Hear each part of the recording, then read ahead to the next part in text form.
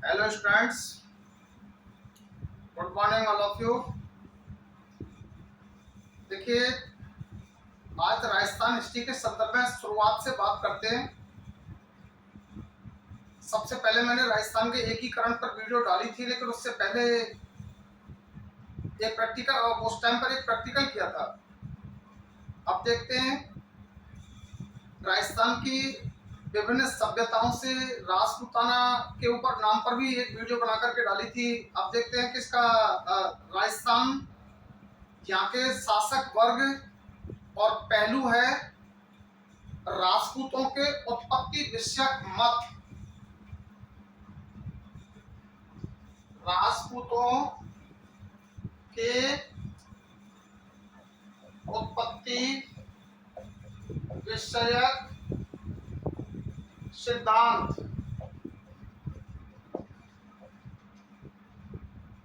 राजपूतों के उत्पत्ति विषयक सिद्धांत राजपूतों की उत्पत्ति के संदर्भ में विद्वानों ने क्या क्या कहा है। एक लाइन बड़े ध्यान से, गंभीरता से याद कर लें। 8th सेंचुरी से लेकर और 12वीं सेंचुरी तक इसको राजपूत युग कहते हैं। इसको राजपूत युग कहते हैं। इस अवधि में नॉर्थ वेस्ट, उत्तर पश्चिम और इस क्षेत्र में एक कम्युनिटी विशेष का प्रभुत्व रहा, शासन रहा, जिनको हम राजपूत जाति कहते हैं। इस राजपूत जाति के शासन करने के कारण ही इस क्षेत्र का नाम राजपूताना है। और इसी अवधि में विभिन्न राजपूत शासक अपनी शक्ति को सही तरीके से स्थापित कर शासन करने लगे। अब बात ये आती है, बहुत लंबे टाइम से एक मसला चला आ रहा है, हालांकि उसका कंक्लूजन आज भी क्लियर नहीं है। राजपूतों के उत्पत्ति के संदर्भ में विद्वानों ने अलग अलग बातें कही हैं, क्योंकि एंशिएंट इंडिया में जब आप देखोगे महाजनपद युग से लेकर के और हर्षवर्धन की डेथ तक, तो एक निश्चित शासक वंश आए हैं।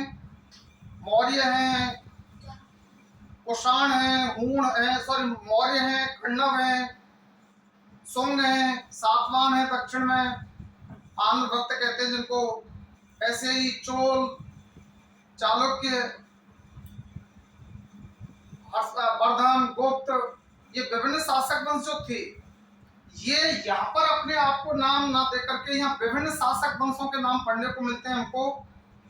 गोहिल वंश, चौहान वंश, राठौड़ वंश, कछवाहा वंश, इस तरीके से प्रतिहार वंश।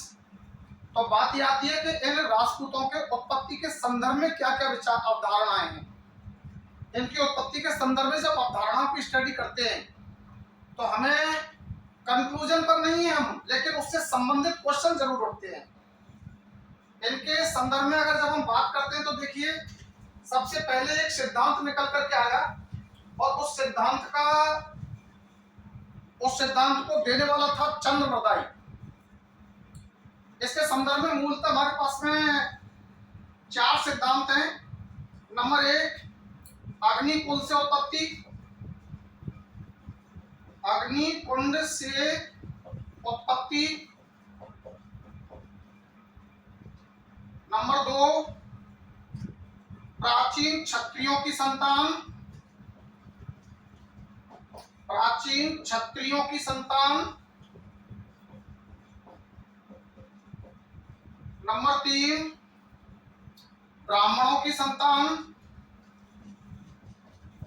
ब्राह्मणों की संतान।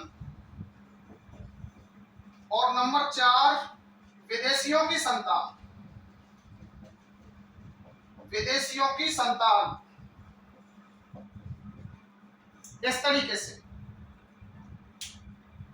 अब सबसे पहले अगर हम साहित्य को खंगालें इन सिद्धांतों से पहले, तो साहित्य में जब हम देखते हैं तो हमको सबसे पहले एक विद्वान हुए जयसिंह सूरी, और जयसिंह सूरी ने एक पुस्तक लिखी कुमारपाल चरित, बहुत प्राचीन पुस्तक है। ऐसे ही एक विद्वान हुए कश्मीरी पंडित थे कल्लण, 12वीं सदी के विद्वान है कल्लण ने पुस्तक लिखी राजतरंगिणी। राजतरंगिणी और कुमारपाल चरित में 36 राजपूत उल्लेख मिलता है। बाद में इनका समर्थन किया पृथ्वीराज रासो चंद्रवरदाई ने। तो सबसे प्राचीन साहित्य में अगर देखें तो जयसिंह सूरी के कुमारपाल चरित और राजतरंगिणी कल्लण की राजतरंगिणी, इनमें 36 राजपूत कुलों का उल्लेख है, तो उसका फिर समर्थन करता है चंद्रवरदाई, क्योंकि 36 राजपूत कुल हमें अलग अलग शाखाओं में अलग अलग क्षेत्रों में बसे हुए बताए गए हैं। बाद में फिर जब ये चीज हमारे सामने आई तो फिर उसके बाद में फिर एक डिस्कशन चला, और ये डिस्कशन वास्तव में सही तरीके से उठाने वाले भी हमारे चारण और भाट थे। देखिए, सबसे पहले बात आती है अग्निकुंड से उत्पत्ति। अग्निकुंड से उत्पत्ति, ये विशेष ध्यान रखें, इसके ऊपर question 2010 school lecturer first grade में आया है। School lecturer first grade history में क्वेश्चन आया है, अग्निकुंड से उत्पन्न होने वाला राजपूत वंश नहीं है। इसको बाद में बताऊंगा, पहले ये देखें अग्निकुंड से उत्पत्ति। इस सिद्धांत के जन्मदाता हैं चंद्रवरदाई। चंद्रवरदाई ने किताब लिखी पृथ्वीराज रासो, और पृथ्वीराज रासो में इस बात को लिखा, एक बार ऋषि वशिष्ठ आबू पर्वत पर यज्ञ कर रहे थे, और उनके यज्ञ में समय समय पर राक्षस वृत्ति के लोग उनके यज्ञ को पॉल्यूट कर देते थे, अपवित्र कर देते थे। तो ऐसी स्थिति में उन्होंने अपने तपोबल से 3 योद्धा पैदा किए, चालुक्य, प्रतिहार और परमार। जब ये तीन योद्धा भी राक्षसों से यज्ञ की सुरक्षा नहीं कर पाए, तो उन्होंने एक चौथा योद्धा पैदा किया जिसका नाम था चौहान। अब देखिए, यहां पर यह बात विशेष ध्यान रखनी है, क्योंकि चंद्रवरदाई पृथ्वीराज रासो का लेखक है जो चौहान वंश का रूलर है। तो ये भाट है, अपने संरक्षक को श्रेष्ठ बताने का प्रयास करेगा, इसलिए अग्निकुंड से उत्पत्ति में इसने 4 राजपूत योद्धाओं की उत्पत्ति बताई। इन 4 राजपूत योद्धाओं में इसने बताया प्रतिहार, परमार और चालुक्य।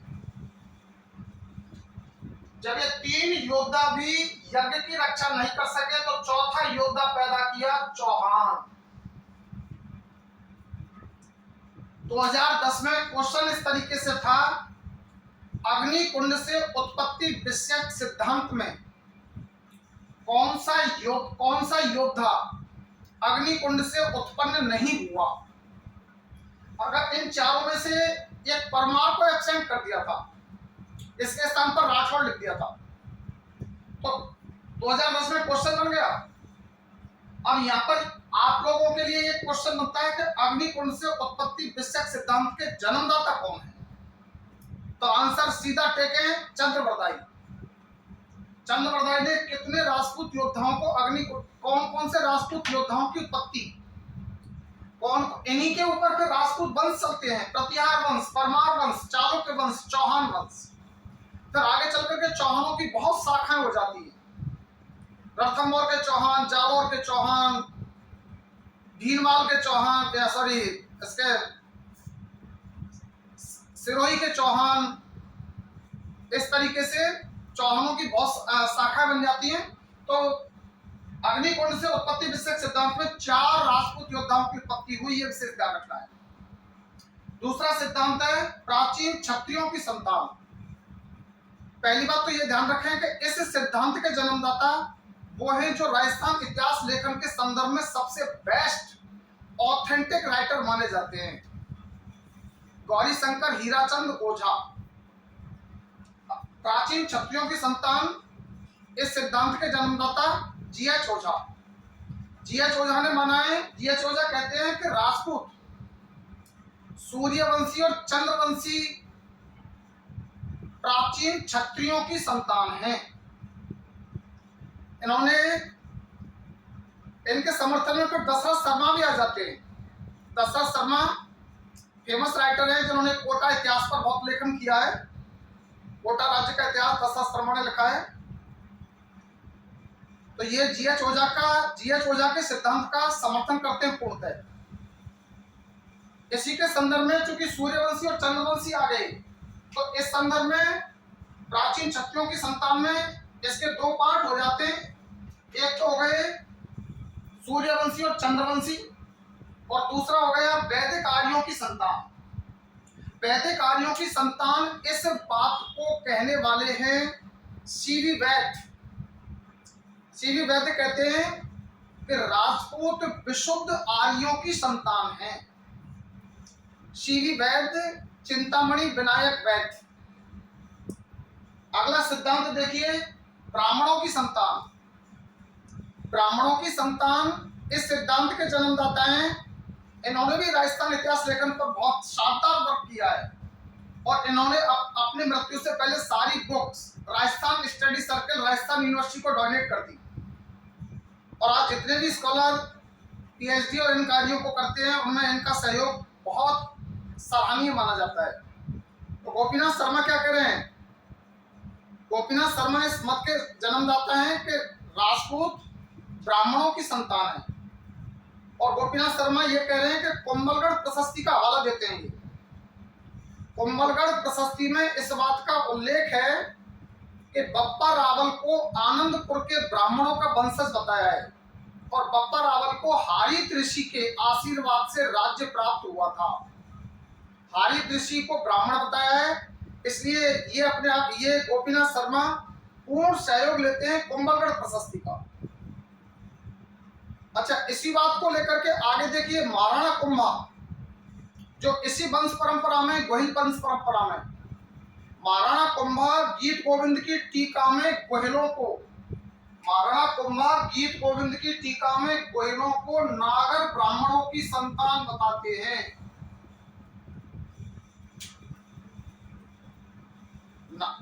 गोहिल राजपूत या गोहिल शासक कौन थे? नागर ब्राह्मण। अब एक चौथा सिद्धांत आता है। चौथा सिद्धांत पूर्णतः विदेशियों के द्वारा दिया गया है, और विदेशी कभी भी नहीं चाहते थे कि राजपूतों को और भारतीयों को एक उचित सम्मान मिले। कर्नल टॉड इस बात को तो कहता है राजपूतों की वीरता से प्रभावित होकर। कर्नल टॉड राजपूतों की वीरता से प्रभावित होकर एक स्टेटमेंट देता है कि राजपूताने का ऐसा कोई नगर नहीं जहां लियोनिडास जैसा योद्धा पैदा नहीं हुआ हो। लियोनिडास के बारे में बताऊंगा आपको, who was that? लेकिन कर्नल टॉड यहाँ पर राजपूतों को विदेशी बताता है, और कर्नल टॉड कहता है कि राजपूत शकों की संतान थे। शक शासक आए थे भारत में प्रथम शताब्दी के आसपास, जिनकी 4 ब्रांच थी। उत्तर पश्चिम के शक, मथुरा के शक, उज्जैनी के शक, और एक और थे। ये 4 शख्स जो शक शासक थे, तो इनके आधार पर इनको यहाँ पर कहा है कि राजपूत शक या सीथियन थे। और कर्नल टॉड की पुस्तक को लिखने वाला विलियम क्रुक भी इसका समर्थन करता है। इसके बाद में एक इतिहासकार है B.A. स्मिथ। B.A. स्मिथ ने किताब लिखी थी early history of India. Early history of India में B.A. स्मिथ ने राजपूतों को हूणों की संतान बताया है। राजपूतों को हूणों की संतान बताया है। फिर एक और इतिहासकार आए, विदेशी राइटर है कनिंगम। कनिंगम ने भी राजपूतों को कुषाणों की संतान बताया है। गलती से हमारे 2 इंडियन इतिहासकार भी इन विदेशी मतों का समर्थन करते हैं। एक है डॉक्टर भंडारकर, D.R. भंडारकर, और दूसरे हैं ईश्वरी प्रसाद। लेकिन बाद में D.R. भंडारकर अपना मत बदल लेते हैं। यहाँ पर कुषाणों की संतान कनिंगम बताते हैं। तो ये चारों सिद्धांत हमारे क्लियर हो जाने चाहिए। अग्निकुंड से उत्पत्ति के सिद्धांत, प्राचीन क्षत्रियों की संतान, सर्वाधिक मान्य मत, इसके ध्यान दें। जीएच ओझा का सिद्धांत है ब्राह्मणों से उत्पत्ति, गोपीनाथ शर्मा, विदेशियों की संतान, इसके फिर 3 पार्ट कर दिए।